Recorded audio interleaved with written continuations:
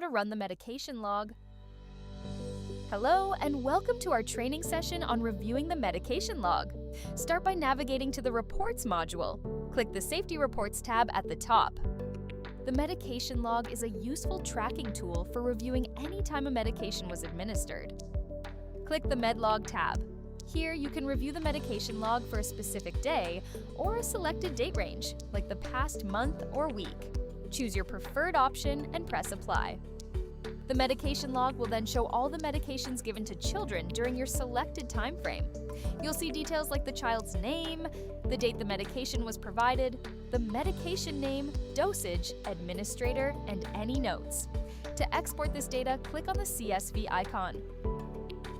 Need more details about a particular entry?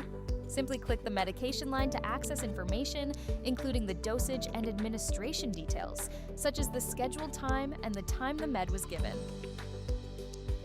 To modify medication information for a child, access their profile and navigate to the medication settings to make the necessary changes.